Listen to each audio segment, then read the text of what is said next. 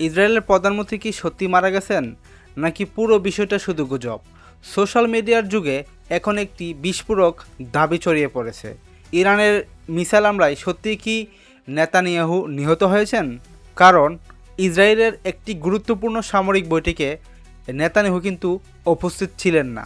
আর সেই বৈঠকে উপস্থিত ছিলেন ইসরায়েলের শীর্ষ সামরিক নিরাপত্তা কর্মীরা। তারপর থেকেই শুরু হয়েছে নানান জল্পনা কল্পনা। কেউ বলছে নেতানিয়াহু লুকিয়ে আছে, আবার কেউ বলছে ইসরায়েল সরকার নাকি এআই ভিডিও ব্যবহার করে সত্য লুকানোর চেষ্টা করছে। তাহলে আসল সত্যি কি? আজকের ভিডিওতে আমরা পুরো ঘটনাটি বিস্তারিতভাবে বিশ্লেষণ করব। আপনারা দেখছেন হেডলাইন বাংলা। বিশ্ব রাজনীতি, আন্তর্জাতিক সংঘাত এবং বড় বড় বৈশ্বিক ঘটনার সহজ ও ব্যাখ্যা পেতে আমাদের চ্যানেলটি অবশ্যই সাবস্ক্রাইব করবেন। মূলত নেতানিয়াহুর মৃত্যু নিয়ে গুজবের শুরু হয় যখন কিছু মার্কিন রাজনৈতিক ব্যক্তিত্ব এবং সোশ্যাল মিডিয়া ব্যবহারকারী তার অবস্থান নিয়ে প্রশ্ন তুলতে শুরু করেন। বিশেষ করে নেতানিয়াহু দীর্ঘদিন জনসম্মুখে হাজির হননি, যা সন্দেহের জন্ম দিয়েছে। গুজবের উৎস হিসাবে ব্যবহার করা হয়েছে সোশ্যাল মিডিয়ার ভাইরাল ভিডিও, মার্কিন রাজনৈতিক ব্যক্তিদের বিভিন্ন বক্তব্য, নেতানিয়াহুর পরিবারের নিরাপত্তা নিয়ে উদ্বেগ। সোশ্যাল মিডিয়া আজকের দিনে তথ্য ছড়ানোর জন্য একটি প্রধান মাধ্যম। নেতানিয়াহুর মৃত্যু নিয়ে গুজব ছড়ানোর ক্ষেত্রে সোশ্যাল মিডিয়ার ভূমিকা অত্যন্ত গুরুত্বপূর্ণ।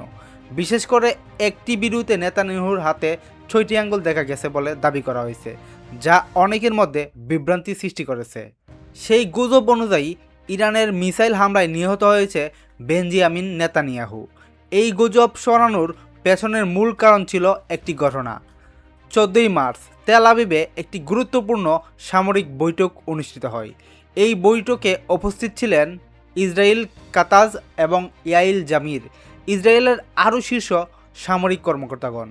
কিন্তু সেখানে উপস্থিত ছিলেন না ইসরায়েলের প্রধানমন্ত্রী, যা অনেকেরই কাছে অস্বাভাবিক মনে হয়েছে। কারণ সাধারণত এমন গুরুত্বপূর্ণ নিরাপত্তা বৈঠকে প্রধানমন্ত্রী অবশ্যই উপস্থিত থাকেন। শেষবার জনসম্মুখে দেখা গিয়েছিল তাকে 12ই মার্চ। এরপর থেকে তিনি আর জনসম্মুখে উপস্থিত হননি।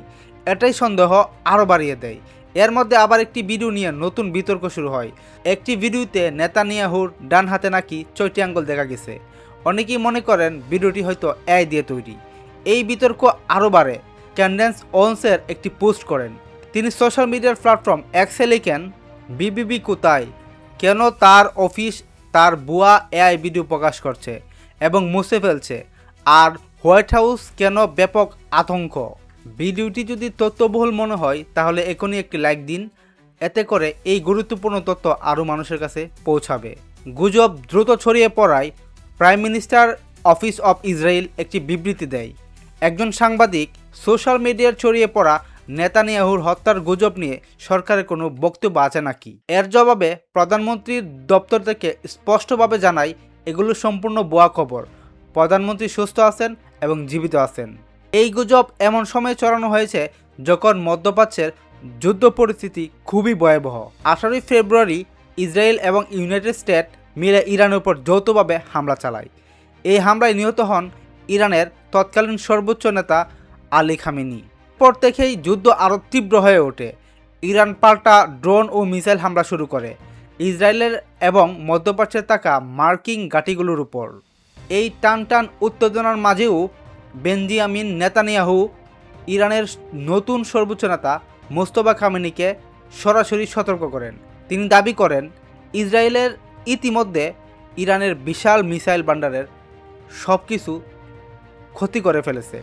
শুধু তাই নয়, ইরানের পারমাণবিক প্রকল্পের নাকি বড় আঘাত হয়েছে।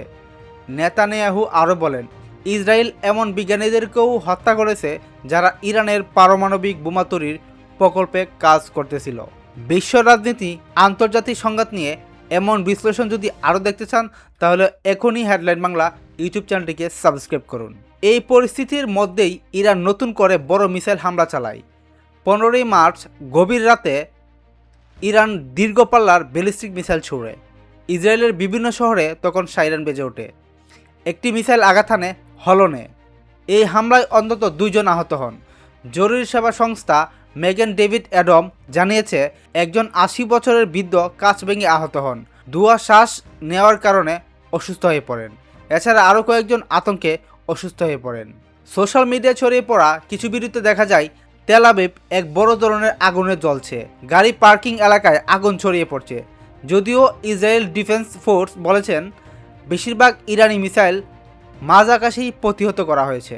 এদিকে আরও একটি মিসাইল ধরা পড়েছে দক্ষিণ ইসরায়েলের ইলাট অভিমুখে। আরও কিছু এলাকায় সতর্কতা জারি করা হয়। এর মধ্যে রয়েছে পশ্চিম তীর, জর্ডান ভ্যালি, ডেড সি অঞ্চল, গাজা সীমান্ত এলাকা। ইসরায়েলের নিরাপত্তা কর্তৃপক্ষ জানিয়েছে কিছু এলাকায় সীমিত কার্যক্রম চালু করা হবে, কিন্তু দেশের বেশিরভাগ এলাকায় এখন কঠোর নিরাপত্তা বিধিনিষেধ রয়েছে। আপনার কি মনে হয় এই যুদ্ধ কি বড় আকারে ছড়িয়ে পড়তে পারে, নাকি শীঘ্রই কূটনৈতিক সমাধান হবে? কমেন্টে আপনার মতামত জানাতে ভুলবেন না। মধ্যপ্রাচ্যের পরিস্থিতি দ্রুত বদলে যাচ্ছে। এদিকে ইসরায়েল ও যুক্তরাষ্ট্র, অন্যদিকে ইরান ও তার মিত্ররা। এই সংঘাত কোথায় গিয়ে শেষ হবে তা এখনই বলা কঠিন। বিশ্ব রাজনৈতিক ও আন্তর্জাতিক সংঘাতের সর্বশেষ বিশ্লেষণ পেতে আমাদের সাথেই থাকুন। আপনি দেখছিলেন হেডলাইন বাংলা। ধন্যবাদ। আবার দেখা হবে পরবর্তী কোনো ভিডিওতে।